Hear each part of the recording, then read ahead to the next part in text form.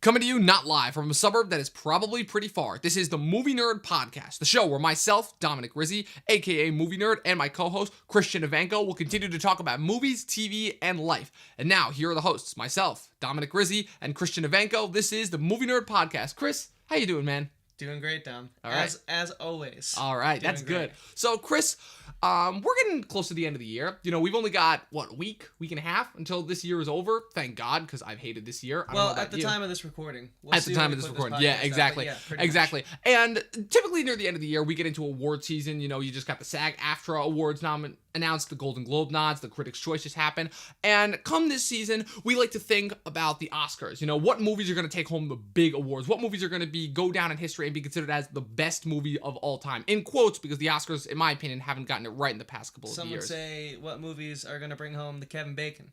Pretty much, exactly. So, but we terrible. decided to do something different. So rather than going in depth with all the movies that we think are going to get nominated this year, we decided to go a little bit different this year. We decided to go take it back to last year, a movie that, in my opinion, got snubbed for a lot of awards that it should have been nominated for. It was the 8th film from a director that is arguably one of the best working today, from a man who ultimately changed the world of cinema with his revolutionary independent filmmaking style, and that is Quentin Tarantino. And we're here to talk about his latest film that was released Christmas last year, and that is The Hateful Eight.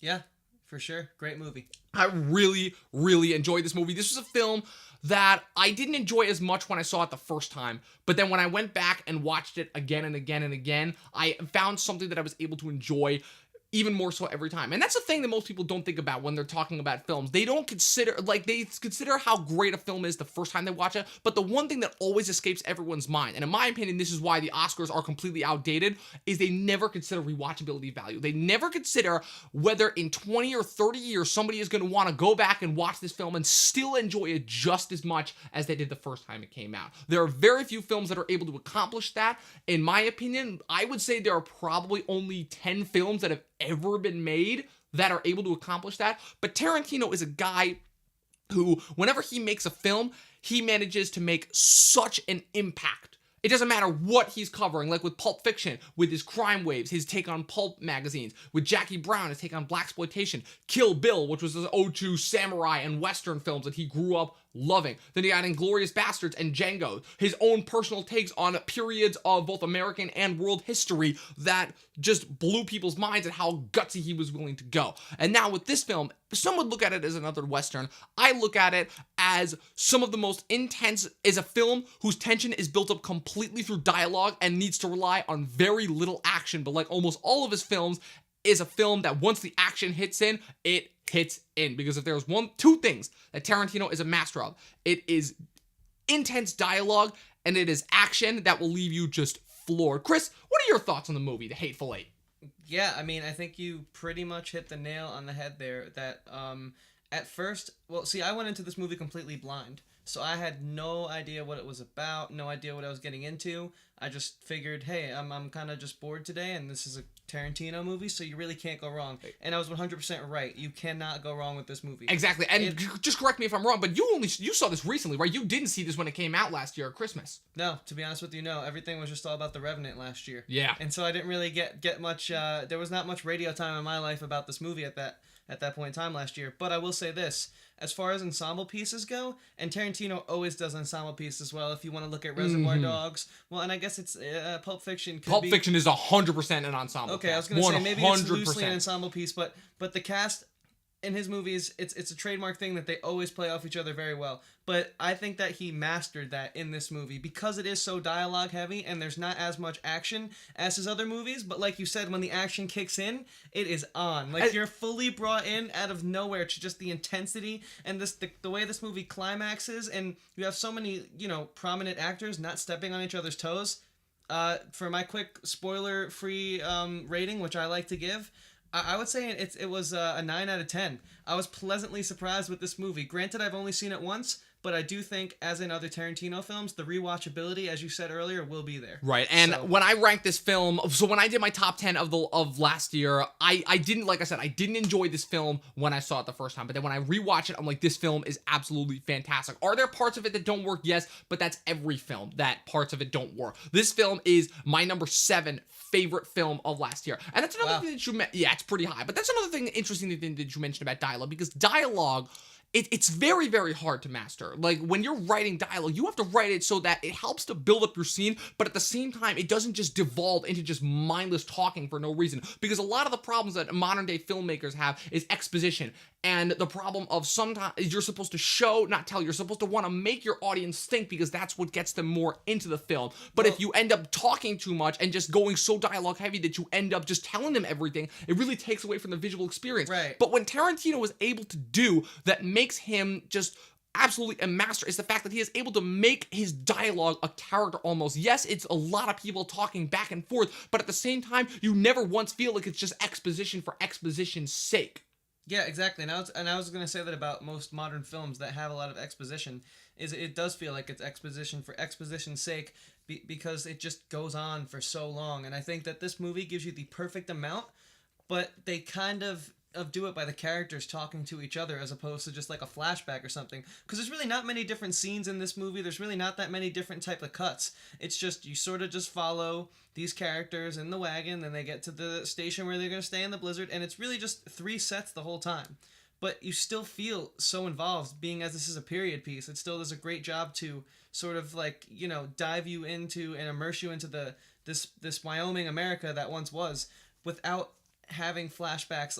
I guess what I'm trying to say is the exposition is almost so good you don't notice it in this movie. Yeah, that's pretty much. You know what I'm saying? Yeah, that's like, pretty it's much just so it. subtle and smooth. Yeah, I love Tarantino. He's a master craftsman. He really, really is. And the thing that I enjoy the most about these characters is the fact of they are just going through this set. And you're right, there's not too many sets, so you really, and because there's not too much change of location, you really have to rely on your characters. Which I'd say was even a nod to some of Tarantino's earlier films. Absolutely, absolutely. And once again, he continues his trademark of, I don't know if you ever noticed this, but in some of his earlier films, he likes to do little quick references and nods to some of his other films to all make people aware of the fact that his films are all take place in the same universe. He's actually even said, like, he's even gone so in depth with it that he said, okay, so these set films are in this universe, and then these films are in this universe. And the way that he classifies it is that, okay, if these films in one universe are what these characters from these other films in this other universe would go and see on the TV. So the way that he classifies it is that Reservoir Dogs, Pulp Fiction, True Romance, which he wrote but did not direct, Inglourious Bastards,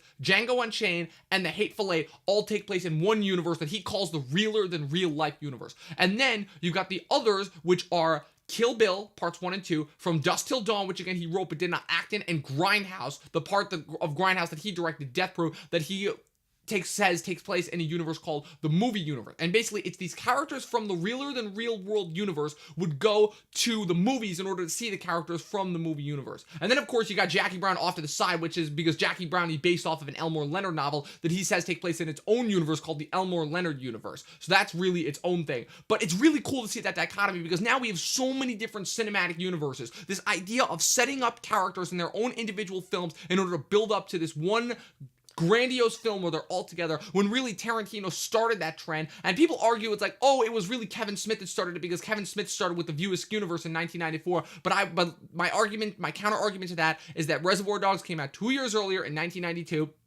And yes, you needed Pulp Fiction to establish that connection, because Reservoir Dogs makes a lot of references to Pulp Fiction that a lot of people don't catch until they go back. So bringing that full circle back to The Hateful Eight, I find that even though The Hateful Eight didn't necessarily directly reference any of the characters in the previous Tarantino films, you still got enough of that same tones, that same vibes to understand, okay, if he says that it takes place in the same universe, like, so, because look, Django Unchained and The Hateful Eight take place in the same universe overall.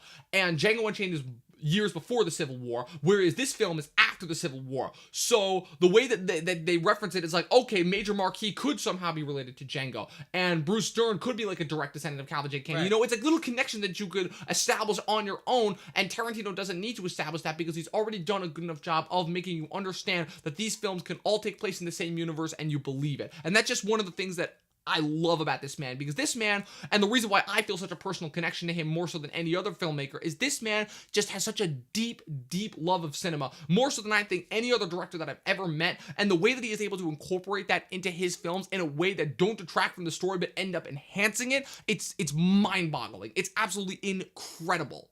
Right, and yeah, those are all great points, and I 100% agree. So let me ask you this real quick, just so we can conclude this spoiler-free section and sort of dive in to a more in-depth discussion of the Hateful Eight. Give the audience, and I know this is off the top of your head, you don't have this fully prepared maybe, but just a quick out of 10, what you would rate this movie, and real quick why they should see it, and then we'll get into the spoilers. Well, I really think you hit the nail on the head there with the rating, because I would seriously, going back, I would give this movie a 9 out of 10, because again, this movie is awesome. almost 100% reliant on dialogue.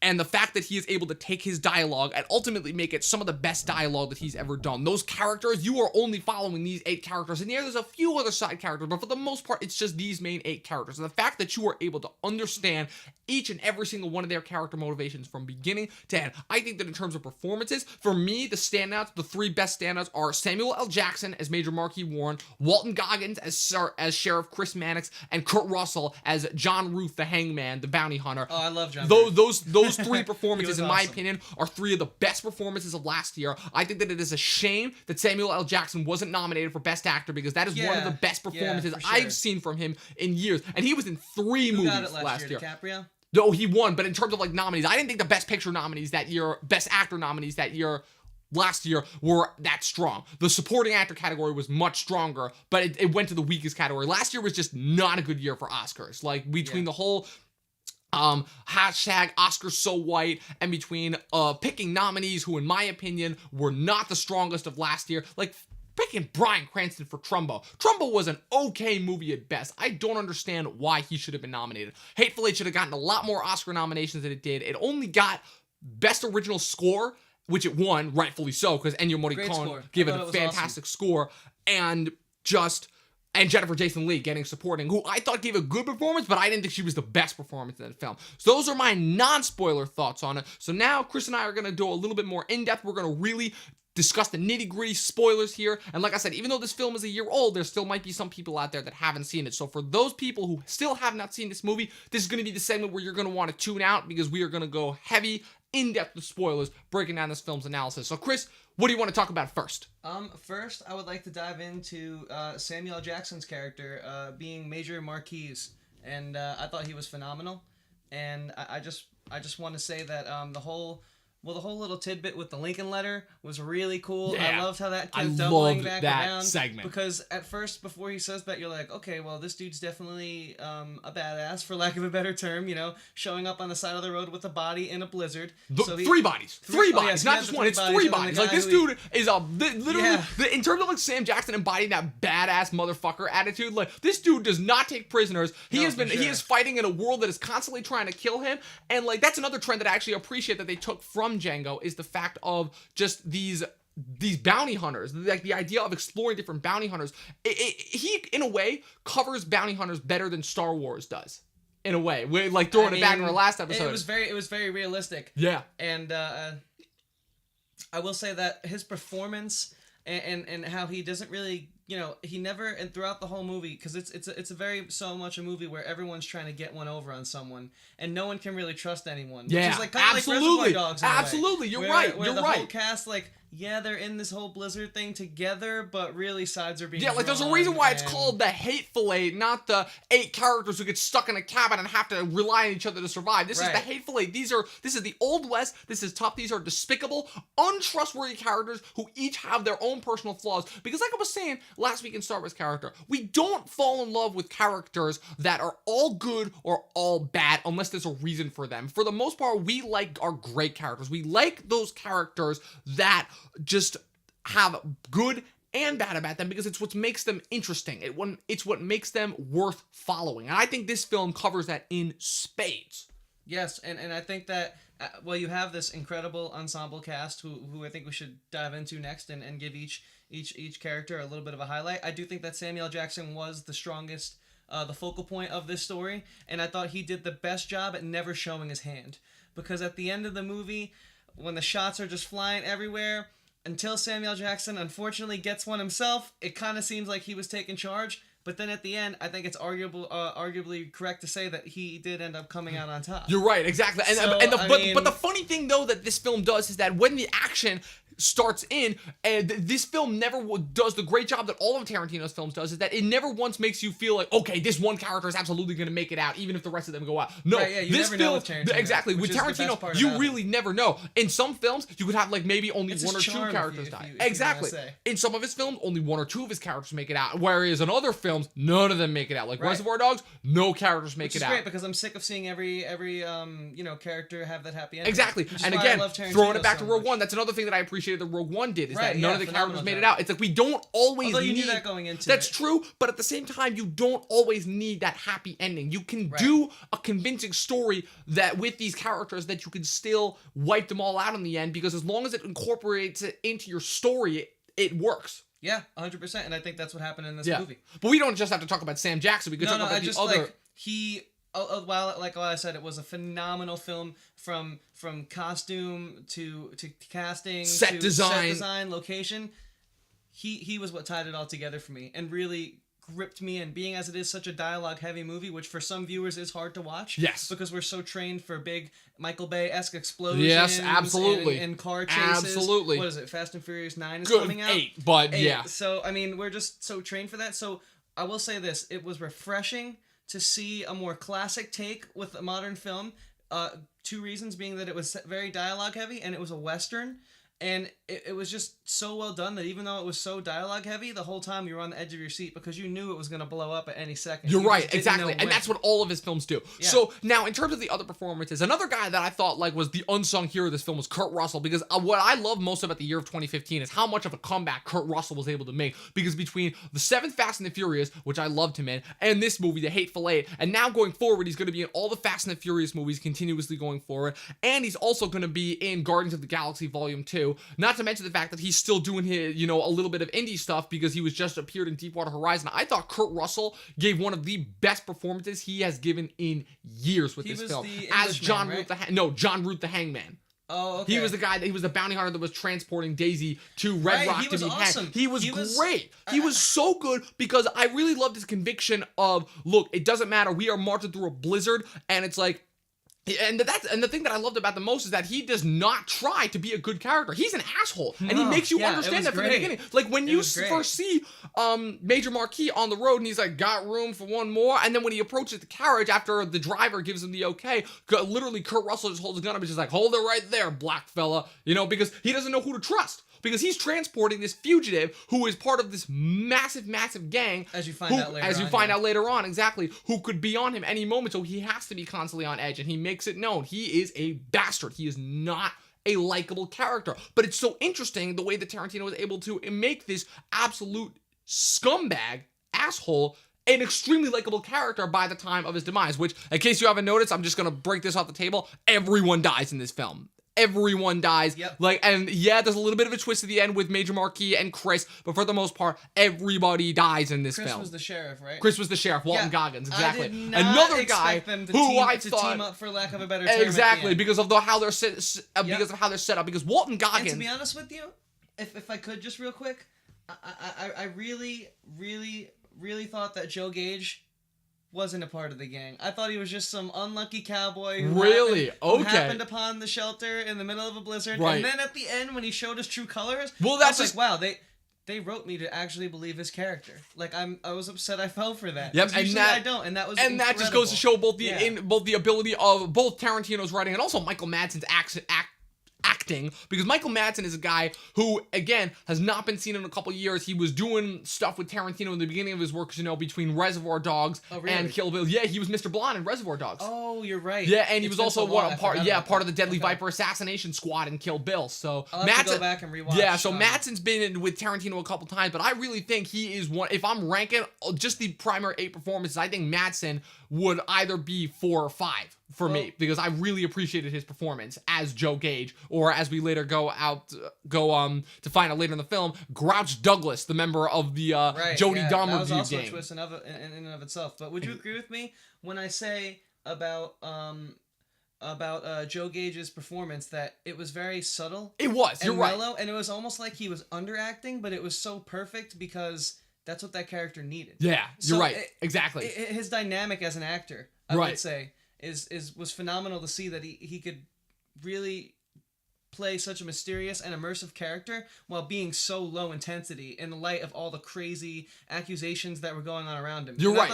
You're right, really especially cool because he was the target for most of those accusations at the beginning. And you're right. And Michael Madsen's performance is absolutely, it's mind blowing because the thing that I always give actors credit for is because let's face it, any actor can give an over the top performance and have it be great. It's a lot easier to go over the top and explosive rather than subtle. It's when an actor is able to give a subtle performance that is just that intense and able to keep you invested that really shows. But bringing it back to Walton Goggins for a second, because Walton Goggins is a guy who really hadn't been doing much before this. You know, he had a part on the FX TV series Justified. Now, Walton Goggins' character in this film is Sergeant Chris Mannix. He is a guy who Major Marquis and John Ruth meet as they're in the second part of the film.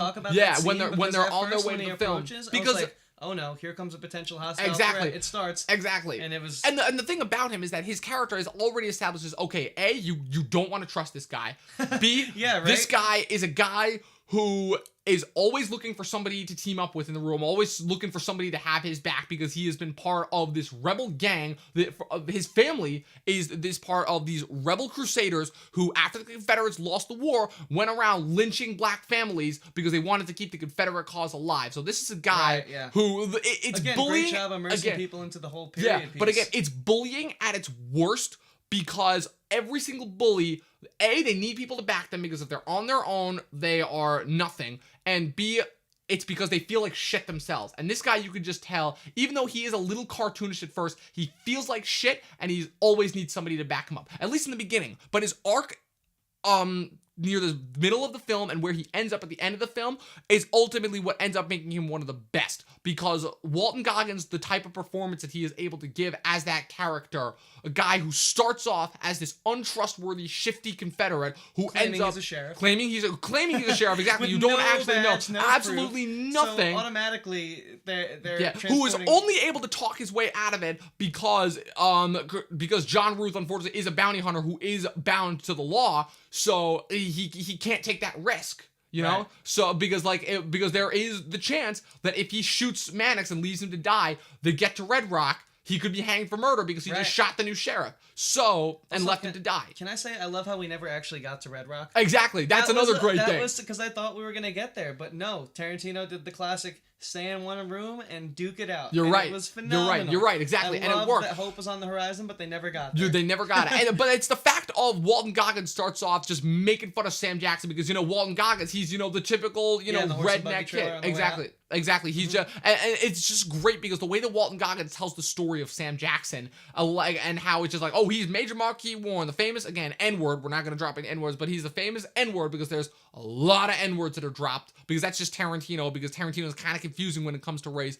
So he drops the N-word, just like the famous black guy who burned down this prison, this very famous Confederate prison, in order to escape. Because he just thought of a genius idea that was so simple. You have got to wonder why nobody had ever thought of it before. And then they ask him, and he's just like, well, what was it so ingenious about your escape that it made it? It's just like, well, the whole place is made of wood, so I just started a fire and burned the damn thing down. Yeah. And he's like, but then Chris reveals that, but there's a reason why you weren't inducted back into the Union Army, why you got a dishonorable discharge, because when you burned that prison down, you weren't just burning down Confederates, you were burning down some of your own troops too, and then you're trying to talk it up to war itself. So you see the dynamics on both sides, you understand, once again, like we're one, that war is hell, not one side is all good and not one side is all bad, which is something that we were led to believe growing up in elementary school, which I think is wrongful doing, because look, the Unions, a lot of those people, they had to make sacrifices and team up with some slave owners, whereas the Confederates, they had some heroes on their side too. They had some brilliant strategic minds, even if they were kind of scumbags with the slavery. So it just goes to show, when it comes to war, no side is all good and all bad. That's not how it works. That's not real life. And if you would let me interject real quick. Yeah. The way that Tarantino explains this, one, it immerses you even more into the time. the post Civil War period where I believe Lincoln was still alive. Yes. In this movie. Actually, we know because Lincoln was right, assassinated the same year that the Civil War ended. Because the Civil War ended, if I'm remembering this correctly, or a little bit earlier in the year, like around the spring, beginning of summer of 1865, and then Lincoln was assassinated about 3 months later. Lincoln was still freshly out of office throughout the time of this movie, so that No, Lincoln was still in office when he because he had just gotten elected for a second term because 65 was, I believe, like middle so of his second term. This predates his death. All right, so this is in the heart of the conflict, and so it did an excellent job to show the period that you were in by giving you biographical information of the time without showing it to you. You're right. But it was still so descriptive because the writing was phenomenal, and I just kind of wanted to highlight that. Exactly. Because just for people who haven't seen it but may listen to this, you don't actually see these things. You don't actually see what Samuel L. Jackson does, which you just described. Right. Burning So down. it's one of those situations where, like I said, with the exposition, where they have to throw it on its head, where rather than showing, not telling, you have to tell, but don't show. But and it's really, really interesting the way that Tarantino was able to do that. How it's like, okay, you're only being told about what these guys' exploits were, but at the same time, you still believe that they're capable of doing it. And that is genius writing at its best, is what that is. It was phenomenal. Yeah.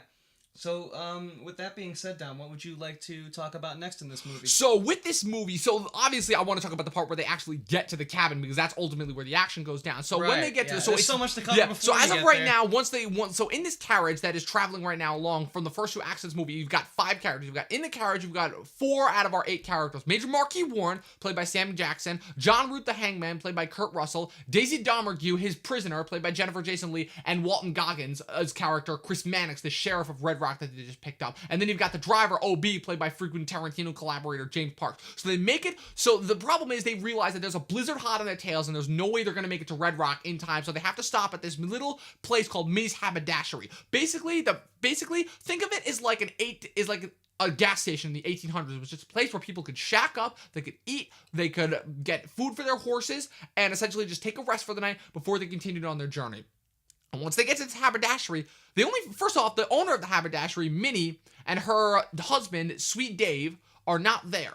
They only find 4 characters there. You've got Joe Gage, who you mentioned before, played by Mike Madsen. You've got Oswaldo Mowbray, who's a funny little British guy, played by Tim Roth. You've got a Confederate general played by Bruce Stern, General Sanford Smithers, and you've got a Mexican named Bob, who claims to be running the place while Minnie is away visiting her mother. And instantaneously, Sam Jackson knows something's up, because Sam Jackson's character, Major Marquis, has been here before, and he knows Minnie's character, and he knows that she would never do something like this. And this is another situation where you have to tell, don't show, because you don't see this character, Minnie, at all. You just have to rely on what these characters are saying. And again, you don't know whether they're telling the truth, who's telling the truth, and who's lying. And it just makes that dynamic so interesting. So when they get to that scene, so when they get to Minnie's haberdashery, and you have them going into the cabin to meet this next group of characters, what were your thoughts on this part of the movie, Chris? Well, yeah, I just want to say that later on in the movie, you find out that Samuel L. Jackson was aware the whole time that something was up. Right. But he did, like I said earlier on, he does such a great job, and this is why I think out of all the outstanding performances in this movie, he is the #1 outstanding performance, because he did such a great job of not showing his hand. Exactly. Of keeping it concealed to himself, knowing that the sign that they spoke about above the bar was taken down, knowing that Minnie would never leave her haberdashery unattended, knowing her so well and being familiar with the area. He does a great job, really kind of even having fun with the idea of mentally poking and pestering all the people that were there. Yeah, just to try to get the answers You're out, right. He does, because he knew what was going on. So I think the way he evaluates everyone was not only entertaining as far as the performance goes, but to dive into his character, it just shows how clever this man really is. You're right. And another thing, the interesting thing is the dynamic between how Sam Jackson handled this versus how Kurt Russell handled this, because Kurt Russell's another guy who's been here before and who understands that there are just certain things that Minnie would do and not do that should have raised eyebrows. The only problem is because he's got somebody to take care of, because he's got Daisy to take care of.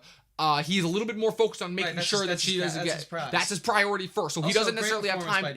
Yeah, Jennifer Jason Leigh, who made a comeback after taking a break from acting for a couple of years. So he's got her as his priority. So he doesn't necessarily have time to notice everything that's going on. He knows that something's up. He knows that something's not right, but he just can't focus and analyze it and almost poke fun out of it the way that Sam Jackson does. And the thing that I appreciate the most about them is that Tarantino writes this as a distinction to his character. Throwing it back for a little bit, when Sam Jackson asks him, look, you're a bounty hunter, and almost every single bounty that we get say dead or alive. So why are you bringing her alive when you could just shoot her in the head and bring her in dead and get paid just as much? And he's like, because I'm the hangman. And because when the hangman catches you, he makes sure you get in alive because he wants to see the rope hang, because there are not enough people that really that understand that the hangman needs to make a living too, and just let that. And so I really appreciate how they write that as part of his character, and you ultimately understand that it is such a distinct part of his character. Yeah, for such a dark occupation, he did a great job of showing a brotherhood there. Yeah. From hangman to hangman. Yeah. So that was very entertaining, because that's something that we didn't experience in our time, but at one point in time there were hangmen who maybe weren't the worst of people. That's the only way they knew to make a profession. So it was just a very honest depiction of his character. You're right. And then the way that these characters were written, it was just you really felt them and could connect with them, even if they were on the more villainous side of this movie. Exactly. So I thought that was phenomenal, what you said about that. Yeah, sure. Exactly. So I really enjoyed that dichotomy there. And so they get to the haberdashery, and they're going around, and like Kurt Russell's doing this thing where he like interrogates all the characters directly, but it doesn't feel like getting to know them, like trying to understand what's going on. It's just like very aggressive, very blunt. It's just like, okay, who are you? What are you doing here? What exactly is? And of course the characters all give a little explanation. And again, we should also touch on some of the other performances, because we already touched on Mike Madsen, but Tim Roth is another guy who I want to talk about, because Tim Roth was a guy who could, in my opinion, could have been extremely wasted. But the way that he was incredible. And the thing that threw me off the most is that when I first saw him, I thought it was Christoph Waltz. Because when Tarantino was like first doing his couple of announcements for the film and announcing like who would be reading the cast and who he would cast in this film, it was so intriguing, because I could have sworn that he was going to put Christoph Waltz, because I'm like, okay, you take Sam Jackson, who was his number one biggest collaborator, best collaborator, and then you take Christoph Waltz, a guy who knocked it out of the park in the previous two Tarantino films that he was in, and you put those two together in a film, I would have been like, yes. But Tim Roth, what he was doing in this film, he gave such a distinct performance as Oswaldo Mowbray that reminded me so much of Christoph Waltz, but at the same time, he managed to make it his own. You have to think this yourself, is that you could look at the portrayal of Tim Roth's character and say, okay, this is a role that Christoph Waltz could have just as easily played. Well, for those of us who aren't familiar with Christoph, what's his name? Christoph Waltz. Waltz, can you just give us a quick snippet of who that is and what Tarantino he is an actor. He appeared in Tarantino's last two movies, both Inglourious Basterds as Colonel Hans Landa, for which he won the Academy Award for Best Supporting Actor for, and then as Dr. King Schultz, the bounty hunter / dentist in Django Unchained, which he also won the supporting actor for. Cool. Inglourious Basterds. To give people, exactly. I myself wasn't informed, so exactly. Right, awesome, yeah. And I can definitely agree with your points now about Oswaldo going forward. Yeah, exactly. And I really, really enjoyed his performance and the way that they incorporated him into the film with this gang. Like you said, Mike Madsen, because he almost did the opposite. He did the opposite of what Mike Madsen did, where Mike Madsen is just this very subtle guy standing in the background, just like, oh, I'm a cow punch. I don't really want to, get involved with other people's affairs. Going to see his mother for Christmas. Going to see his mother for Christmas, which already sounded like a bullshit excuse as it is, but it's just the way that he portrays it. It's like, okay, I don't really know whether I want to trust you or not. At first, I didn't trust that, but then the way he would react to sort of the chaos going on, keeping himself out of it, I really did just feel that he was just the honest cowboy that was just sort of in the wrong place at the wrong time, until at the end, the poisoned coffee and whatnot. Yeah. So then he showed his true colors, but I bought the performance. And I that usually doesn't happen to me. So that's another reason when I saw this movie, my mind just kept getting blown over and over and over again, because just the twists and turns are so unexpected. They're gonna be some, but just you could not predict. You're right. You're right. At least I don't think I could have. And what Tim Roth is able to do with his performance, that's almost the opposite of Mike Madsen. Tim Roth is very much in your face. He wants to get to know who you are. He wants to be very friendly. He's a little bit over the top. He's just like, oh, hello, how are you? What is your name? And he's got that very distinct British accent. It's like a little bit over the top. It's like, oh, I'm very prim and formal. And it's like, it's not a character that you would expect to see in this type of an Old West environment. Because, these are all like, oh, rough characters. They've got that heavy accent. But he's like kind of the opposite of that. And it's really kind of refreshing almost to see him do that. And he even looks more clean shaven and like prim and proper. Exactly. Compared to the exactly. rest of them, which is great visual aid to his character. Yeah, and like I said, so Kurt Russell's going around, he's interrogating all these other people, and he's trying to figure out what it is, and it's so great to see the distinction, because like you said, Sam Jackson's trying to get close, because Sam Jackson, while Kurt Russell's doing this, Sam Jackson is still out in the barn, he's talking to the Mexican helper, Bob, who I think that Demi name. Right. Just Bob. No, just Bob. I think that, in my opinion, Demi Moore gives the weakest performance in this film. I think he's just kind of like fuddling his way around. He doesn't really seem to do anything. He's just like, oh, I've got a cool Mexican accent, and I'm, whatever. I wouldn't say it's a bad performance. It's just generic. Like, compared to all the other performances that are given in this film, it just doesn't feel like there's anything new. It's just like, okay, I'm a Mexican. That's it. Yeah, well, not even that he's just a Mexican, but it's just like he's the basic stable worker guy. Yeah. Who it just happens to be there and just wants to do his job. Yeah, exactly. And ultimately, when the twist comes around his character, it's not as convincing as with the others. Like the others, because the others have these such distinct characters developed that when you see their transformation and find out who they really are, you really can understand that the amount of planning that went into them. And then you just have Bob, who's just a Mexican. He's like, okay, he's a Mexican. That's literally all. That's literally all there is. It's like there's no character development. Yeah, well, I mean, his character was I guess needed to sort of. He was the first one that died, right? Yeah. Well, no. But he was the first. Yeah, but he was the first gang member that died. So let's just get into the twist that happens near about part 4 of the movie, which is the twist is the fact of after Major Marquis has the throwdown with Bruce Dern, who plays General Sanford Smithers, who is a Confederate general, so that naturally makes him a foil for Marquis. But the thing that Marquis especially hates about him is the fact that he was actually in charge of a Confederate brigade that ended up lining up all the slaves, that the black Union soldiers that they'd captured, and ended up executing them because he didn't feel like putting down the resources to keep them alive as prisoners. So Marquis gives him a special, hates him especially. But the thing that is great is when Marquis goads him into picking up his gun, because like he can't shoot him right there because what's it called? He can't shoot him right there because that would be illegal, because he would go to jail for that, because he can't just shoot an unarmed man. Black, white, it doesn't matter. You shoot an unarmed man, you're done. But the way that he goads him into picking up that weapon, so that it's like, okay, if I kill you, it's in self-defense. It's masterful, exactly. And you don't get a lot of good development with Bruce Dern's character, but at the same time, you don't really need to because of what Tarantino was trying to do. So anyway, back to the twist. So the twist that happens in this movie. Well, hold on, real quick though. I think it's important that you had that character, because then later on in the film, you're right. I'm not distracting from the importance of his character, but what I'm saying is that in terms of the overall plot and where he is, he did feel like a little bit more of a plot device at times than a character. It's just like, okay, he's kind of like generically evil. Because one thing I thought that was cool about this movie was how all these characters, like in the beginning, was it Kurt Russell who's transporting Daisy? Yeah. So how him and Samuel Jackson had met once before, and then how Samuel Jackson had done that unfortunate incident, which we don't need to dive in too much, with his son. Right. So and it was cool these characters were all kind of interrelated almost, and that's something that people like criticize against this movie. Just like, okay, it's this big open western area. Why would all these people happen to run into each other and connect? I personally enjoyed that a lot, because I feel like that interconnectivity, it helped to make these characters even more interesting. The fact that they did all know each other in some way, because that goes back to Tarantino's whole argument of telling without showing, and it makes them more interesting, and it makes their struggles more interesting. So so going to the twist is the twist at the end that is revealed is somebody poisons the coffee in the tavern while Marquis is killing General Smithers, and unfortunately both OB, the driver, and John Ruth both drink the coffee and makes them vomit up blood, and it kills them both. The poison coffee. So let me ask you something real quick. I want your professional opinion rundown on this. Would you say that this is where it kind of gets heavy and starts? Yes, absolutely. It does. It alludes to the craziness that's going to come. It does, exactly. Right? Because the twist that happens is that every single person that is in this cabin that didn't arrive earlier is actually a member of the Jody Demingray gang. And Jody Demingray is Daisy's brother, played by Channing Tatum. He's been hiding in the basement the entire time. Yeah. They basically got there earlier, and this is all explained in Act 5, which, again, it's my least favorite part of the film, but I'll get into it later, is the fact of Jody and his gang, which consists of Marco the Mexican, who was masquerading as Bob, British Pete Hecox, who was masquerading as Oswaldo, that's Tim Roth's character, and Grouch Douglas, who was masquerading as Mike Madsen's character, Joe Gage, basically got there earlier, killed everybody that was there, except for General Smithers, and took their place and basically set everything up so they could ambush John Ruth and free Daisy when she gets there. So that was basically the twist that happens at the end. So, and Joe Gage, or Grouch Douglas, whatever you want to call him, poisoned the coffee in order to get in order to kill John Ruth. And they kill John Ruth, unfortunately. This is when Kurt Russell meets his demise. He goes out in a blaze of glory. And it's great, because when he dies, he's like punching Daisy and he's like trying to kill her, even though he can feel himself dying. And I thought that was great. Every character gets their own sort of moment at the end too.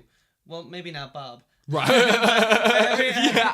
Every other character sort of gets their own like blaze of glory. Yeah, like, pretty much. It's like one of my favorite trope. It's like one of the only tropes about ensemble cast that I love. Right. And I thought that was like, they did a phenomenal job of doing so with that. Right, like because that's what you have to do with ensemble cast. If you have to create this balance of going back and forth with these different characters so that you can create this nice dichotomy while at the same time not taking away from the overall presence of the story, because if you have too many characters you try to focus in and give each one of them distinctly their moments, it ends up feeling like a best of reel rather than, you know, a story that features around multiple characters. Right. And to that point, I just want to clarify now that you've sort of helped me like formulate my final thought on Samuel L. Jackson performance.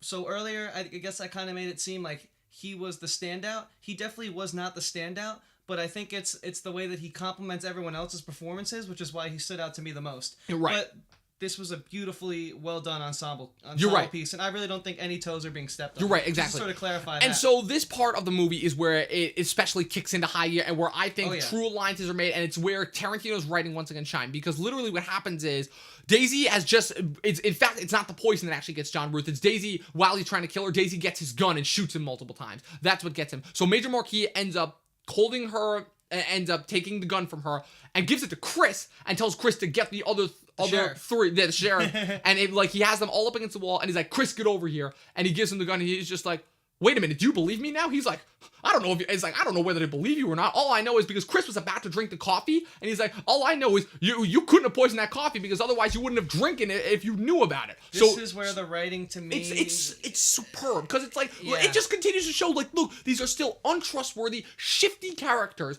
but simply because you went to drink that coffee and you didn't, you couldn't have known that it was poison. You couldn't have known that it was poison. And that's when the dividing line started to be drawn. I have no choice but to trust you, because as one of these three is trying to free her, and again, he doesn't know about the twist that they're all in the gang, and that's what I think kind of spoils it at the end. But again, going into it's great writing at its best. Yeah, no, I thought that was a phenomenal twist. It was when the lines were drawn, the very loose alliances that, as you see, flip-flop very much so from the start of that scene, but it was just, I didn't realize that was going to play such a vital role, and the way that they touched upon it in the end as well, to sort of keep figuring out and giving new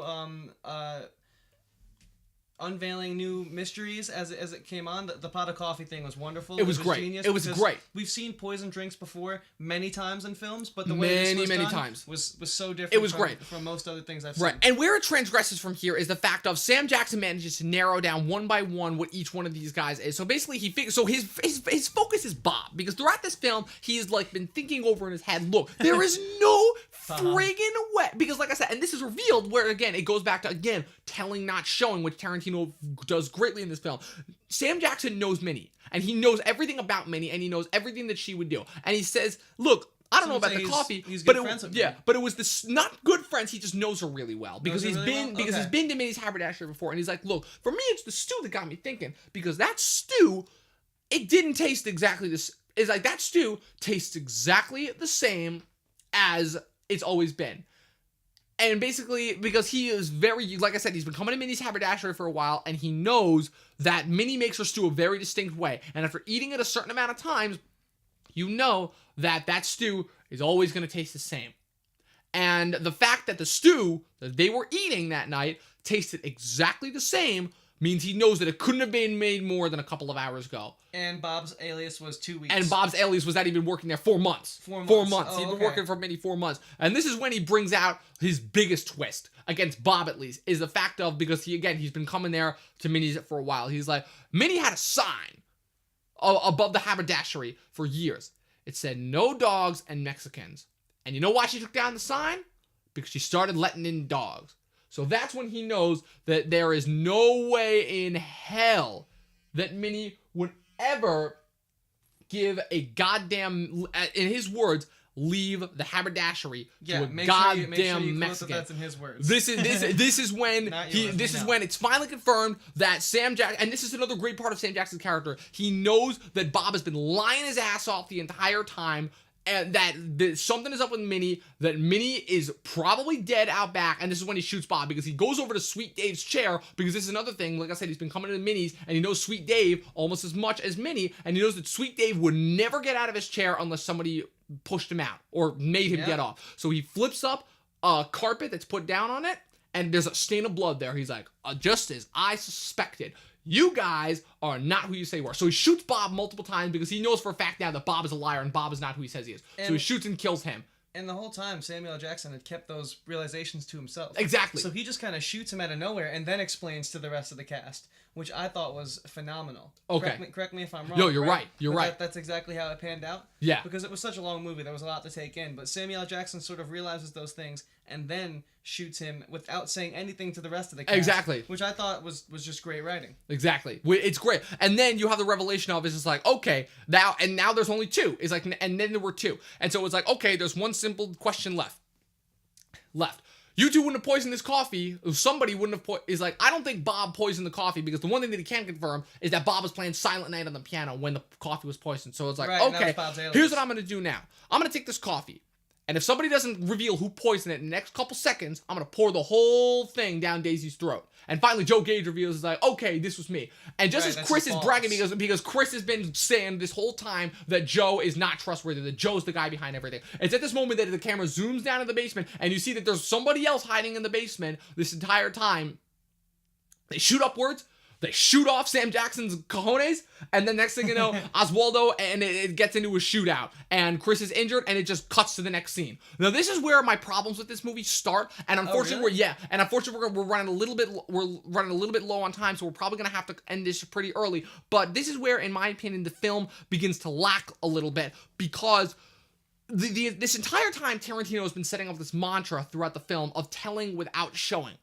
But then with that fifth act, where it shows Jody and the gang getting to the haberdashery, it throws that purpose on its head. Because it's like, okay, this entire time you've been going off of the fact of only stories that are being told by these characters, and now you're gonna throw that on its head and all of a sudden show us, finally show us something that happens. It throws you for a complete loop, and then the way where it ends up exactly where you know it's gonna end up shortly before they get there, and then it just goes back to the scene, like, that happens right after the scene you just saw. It throws me for a loop because it feels so out of place, and it's so against everything that Tarantino's been building up for a scene. This is my biggest detriment for the film, and the reason why it's only 9 out of 10. So, now, Chris, I want to hear your thoughts about this. Well, this was actually my favorite scene, so it's a little sad to hear you say that. Really? But I understand the problems that you bring up. It makes good points, but it still doesn't change the fact for me that this was my favorite part of the movie. I thought that there was no better a moment in this film, and there were plenty of great moments, as we have just kind of went through the whole thing, than Samuel L. Jackson, and I forget his name right now, but the soon-to-be sheriff, Chris Mannix, when Samuel L. Jackson's in the bed, and Chris Mannix is sitting in the chair. No, that scene I love. That scene was phenomenal. For me, that was the height of the movie. That was the height of the movie. Their dialogue, the fact that Samuel L. Jackson is about to shoot her and he runs out of bullets. Yeah. I was like, oh, I no, love I that. didn't see that coming. I love that. And it's like, he's still throwing in these little twists. No, I'm talking about that whole fifth act, where it shows Jody and his gang getting to the cabin and killing everyone. You have that little build-up and killing everyone before setting up John, Ruth, and Daisy get there. I guess that wasn't needed, but there was that one cool shot from a cinematography standpoint where he shoots the gumball thing and it explodes. That was cool. That was really cool. That was pretty cool. Yeah, other than that, I guess it wasn't really needed. You're right. Because again, it's just, you know exactly where it's going to build up to, and I don't think I've ever seen Tarantino provide something like that before, you know? Yeah, I guess it just seemed like I never really thought he thought of his audiences as dumb. Exactly. Which is why I appreciate the movie, but that scene kind of maybe he thought he wrote too deep of a story for the common public to understand. But hey, I mean, I wouldn't harp too much on it, because the way that what we get after that is arguably the best part of the movie. The ending of this movie is ultimately what I love, because the ending of this movie is it's such. You've got so much craziness happening throughout that the way that it ends on almost sort of a peaceful note is like, okay, these characters, they understand that they're going to die. They understand that they're not making it out of this cabin, and that they're probably going to bleed out before the blizzard ends, before help comes, if at all. And the way that they finally go out, Because they take care of Oswaldo and Joe. They shoot them both dead. They also shoot Jody in the basement, who I don't know if you like cared about Channing Tatum at all. I personally didn't really care, only because he was barely in the movie. Yeah, such a big name to have such a small role. Yeah, and he really felt like out of place for a Tarantino film because he is such cool like to have that. I didn't expect there to be someone in the basement. I didn't even know there was a basement. That was a cool twist, but it could have just been some random extra. Exactly, it didn't need to be Channing Tatum. Yeah, you know, exactly. it's almost like you're wasting him. It's like, and you think that's yeah. So then what they do is they finish off Oswaldo.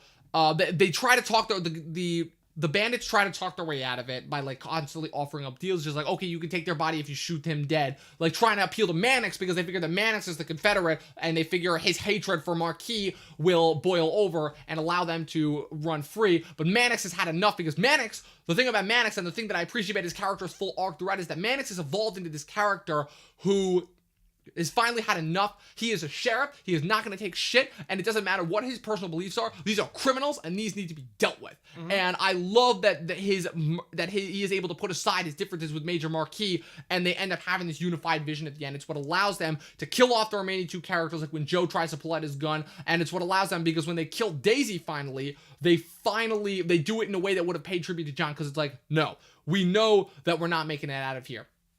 Exactly. But what we're gonna do instead is we are not only gonna finish off everyone else here and make sure that they don't live to hurt anybody else or manipulate anyone else. We are going to pay tribute to John Ruth, because John Ruth saved both of our lives. Yeah. And even though we didn't end up making it to Red Rock, without John Ruth, we would both be dead, freezing in the snow. Mm-hmm. So we're gonna pay tribute to him. And what do? They hang Daisy. Yeah. And the way that it's filmed, it's absolutely beautiful. And then they go out on a high note by reading that Lincoln letter in bed, and that's how the film ends. Great way to end It's absolutely fantastic. Yeah, you couldn't have surmised it any better, to be honest with you. I definitely agree with all of those points. And my final thought on it, which we didn't talk upon, but I thought was really cool, was the fact that the movie was shot in chapters. Yeah, but that's another thing that Tarantino does with all of his film. Exactly. But the thing about it is that what I appreciated about Tarantino was this was the first, in my opinion, almost linear story, because Tarantino, his big claim to fame is that he has always done non-linear stories. And the fact that he was able to really mix that and flip that on its head by doing an almost linear story, like the chapters, you really almost didn't need them, but at the same time, whenever they came in, it felt really refreshing to see that. And I really, really appreciated that. So those are my overall thoughts on The Hateful Eight. Chris, I'm really glad that I got to talk to you about this again. This was one of my favorite films of last year. I think in a way it's almost underrated because of the amount of the Oscars overlooked it. For sure. Yeah, considering the performances, the filmmaking, the fact that Tarantino was, in my opinion, just as strong this time around as he was the previous 7 times. And the other time around. 8 a time. Yeah, the only thing that I really don't understand is why he calls this his 8th film, because I already told you, he looks at Kill Bill as one film, even though it really is 2 films, so... Right, maybe we'll have to do a Kill Bill episode. Yeah, maybe. Well... Definitely more Tarantino to come, can you say that? Absolutely. Don't worry. Tarantino, like I said, Tarantino, sure. as what he said, he's got 2 more films before he retires, supposedly, and we'll then see if he doesn't get an idea later. Yeah, so we're definitely going to be talking a lot more about Tarantino going forward. But I mean, I think this was like I said, it was just a very well done ensemble piece. I love period pieces, so I already had an uncontrollable bias towards it. But this was a great movie. All in all, who cares if it's not from 2016? We're going into 2017. Watch this movie. I think it's going to be another one of his timeless classics. But with that being said, Dom, this was a great episode. This was a great episode, Chris. Having me. Absolutely, man. And where can they find you? All right, what are you up to? All right, so you can find me on Twitter at Movie Nerd Review, and you can also go to my website, movienerdreviews.com, as well as checking out my now 2 YouTube channels, Movie Nerd Reviews, where I review movies, and my newest channel, Movie Nerd TV, where I cover all of the biggest TV shows that are going on right now. I'm going to be doing daily recaps once the TV shows come back, and that's pretty much all that I've got going on. And of course, make sure to check out this podcast, the Movie Nerd Podcast, once we finally upload these episodes. It's going to be a lot of fun to listen to. We got some really good conversations that we can go much more in depth with certain subject materials that we may not necessarily be able to go into with, our videos. So, Chris, where can people find you at? So I'm on Twitter, Instagram, Facebook.com/Christian Ivanko, where you can find my music. I play guitar, I sing, and I post videos pretty often, whether it's cover songs or original material. So if you like to hear my voice on this podcast, you can hear it in a bit of a different application. But I've been told people enjoy it, so hopefully you will too. And other than that, I'll be on this podcast with Dom, just absorbing and obtaining the knowledge that he has endlessly about movies. And thanks for having us. Yeah, voice of an angel, this guy. Don't listen to anything he said. That was Chris. I'm Dom. This was, and always has been, the Movie Nerd Podcast. We'll see you guys next time.